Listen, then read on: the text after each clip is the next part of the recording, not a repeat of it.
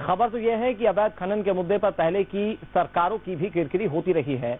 कई अफसरों को अपनी जान तक गंवानी पड़ी। तमाम कोशिशों के बाद भी शिवराज इसे पूरी तरह रोक पाने में विफल रहे।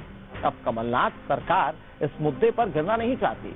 इसके अलावा जितने भी लोगों को खदान आवंटित किए गए थे, कहा जाता है कि वो लोग बीजेपी के थे, इसीलिए खदान वापस लेकर फिर से नीलामी की प्रक्रिया को अंजाम देने की तैयारी है, ताकि कुछ अपने लोगों को उपकृत किया जा सके।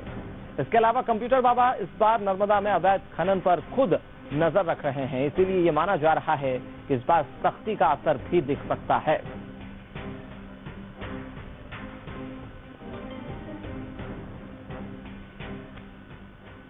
ये बात हुई सरकार की तरफ से अवैध रेत खनन को रोके जाने के लिए उठाए गए कदमों की, लेकिन कमलनाथ सरकार पंचायतों को एक्टिव करने की तैयारी में भी है। बुनियादी सुविधाओं को बढ़ाने से लेकर तकनीकी जरूरतों को दुरुस्त करने को लेकर कहा गया है। इसके साथ ही जिला सरकार के गठन की प्रक्रिया में तेजी लाई जा रही है और इसके मायने क्या होंगे उसे समझिए इस रिपोर्ट के जरिए।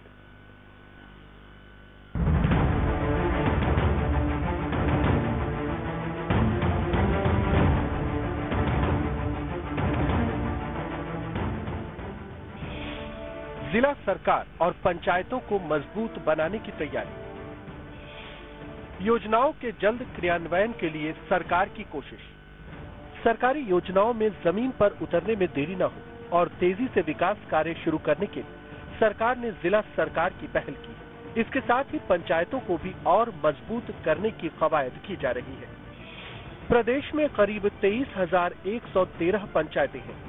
इनमें से 7,000 के पास खुद का भवन नहीं। इन पंचायतों को भवन बनाने के साथ ही जनपद पंचायतों के समान सुविधाएं उपलब्ध कराई जाएंगी। पंचों को बैठक करने, सरपंच और सचिव के बैठने तक के लिए कक्ष की व्यवस्था होगी। इसके अलावा पानी, बिजली, कंप्यूटर और वीडियो कॉन्फ्रेंसिंग की व्यवस्था भी की जाएगी। इसके लिए 200 करोड़ का बजट रखा गया है। कमलनाथ सरकार पंचायत राज को वापस लौटाना जा रही है। उन जगहों पे जहाँ पंचायत भवन नहीं है, लगभग 7,000 पंचायत नए भवन बनाए जाएंगे। उनको हाईटेक किया जाएगा। वहाँ कंप्यूटर से लेकर सारी व्यवस्थाएं दी जाएंगी कि कोई भी ग्रामीण अगर वहाँ आता है तो तत्काल उसकी सारी समस्याओं का अंत हो। आधार कार्ड से लेके, राशन कार्ड से लेके, राशन व्यवस्था से लेके सभी समस्याओं का अंत पंचायत स्तर पर हो सके। इससे दो फायदे होंगे कि कांग्रेस संगठन जो निचले स्तर पर काम करता, गाँव में काम करता, वो कार्यकर्ता सीधे पंचायत से कनेक्ट हो पाएंगे। वो लगातार ग्रामीण के लोगों के हितों में काम करेंगे। जानकारी के मुताबिक ग्राम विकास की योजना भी पंचायतों के माध्यम से जिला सरकार के पास भेजी जाएगी। उन्हीं योजनाओं को पंचायतों में लागू किया जाएगा, जिसे ग्राम सभा से मंजूरी मिलेगी। पंचायत भवन में नगर परिषद और नगर पालिका की तर्ज पर काम होगा। मौजूदा समय में 5 जिले पिछड़े, इनमें बुरहानपुर, भोपाल, दतिया, श्योपुर और हरदा शामिल है। तो वही 5 जिले अगड़े की श्रेणी में है। इनमें रीवा, छतरपुर, धार, बालाघाट और सागर शामिल है। हालांकि ये सब इतना आसान नहीं, क्योंकि सबसे पहले पंचायतों में बुनियादी जरूरतों को पूरा करना होगा, तभी आधुनिक तरीके से सिस्टम शुरू हो पाएगा। कांग्रेस के बारे में बहुत भरोसेपूर्वक कहना चाहता हूँ। कांग्रेस को हमने विधानसभा में भी देख लिया, लोकसभा में भी देख लिया। जहाँ तक भारतीय जनता पार्टी का सवाल है, भारतीय जनता पार्टी चले बेटी का मंत्र आत्मसात करके और अपनी विचार की पुष्टता को लेकर देव दुर्लभ कार्यकर्ता की ताकत के साथ 24 घंटे 365 दिन रण के क्षेत्र में खड़ी हुई है।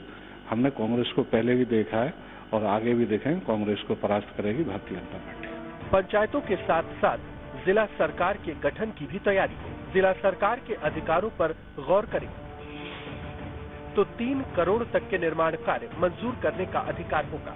इसके साथ ही अनुशासनहीनता पर कार्रवाई के अधिकार भी समिति को होंगे। प्रशासनिक फैसले लेने का भी समितियों को अधिकार होगा। 3rd और 4th क्लास के कर्मचारियों के तबादले के अधिकार भी दिए जाएंगे। समिति में प्रभारी मंत्री, सांसद, विधायक, जिला प्रतिनिधि शामिल होंगे। प्रभारी मंत्री और कलेक्टर की सिफारिश पर फैसले लिए जाएंगे। कमलनाथ सरकार का ये फैसला नया नहीं। इससे पहले दिग्विजय सिंह के कार्यकाल में भी ये व्यवस्था लागू की गई थी। उस वक्त भी जिला सरकार की व्यवस्था की गई थी। अब सवाल है कि आखिर इसकी जरूरत क्यों पड़ रही है? क्या कमलनाथ सरकार भी दिग्विजय सरकार की राह पर चल पड़ी है? तो कहा जा रहा है कि लोकसभा चुनाव में हार के बाद सरकार योजनाओं में तेजी लाना चाहती है। जिला सरकार से कई छोटी योजनाओं को लागू करने में आसानी है। कम समय में जमीन पर ज्यादा रिजल्ट दिखेगा। कुछ महीनों बाद निकाय चुनाव होने वाले हैं। ऐसे में अगर काम में तेजी नहीं आती है तो निकाय चुनाव में भी नुकसान उठा, और अगर नुकसान हुआ तो फिर कमलनाथ के नेतृत्व पर भी सवाल उठने शुरू हो जाएंगे। यही वजह है कि कमलनाथ सरकार पंचायतों और जिला सरकार को एक्टिव करना चाहती है। बीजेपी का हर बूथ सबसे मजबूत, इसी तर्ज पर अब कांग्रेस अपनी पंचायतों को मजबूत करने की राह में आगे बढ़ी है। दरअसल कांग्रेस मध्य प्रदेश की 7000 पंचायतों को एक नया स्वरूप देने जा रही है ताकि कांग्रेस का अस्तित्व मध्य प्रदेश में कायम रह सके। देखना दिलचस्प होगा कि कांग्रेस का यह नया फॉर्मूला आने वाले वक्त में पार्टी को कितनी ऊंचाइयां प्रदान करता है। वीडियो जर्नलिस्ट नीरज जावलिया के साथ आदित्य सिंह, न्यूज़ 8 मध्य प्रदेश, छत्तीसगढ़।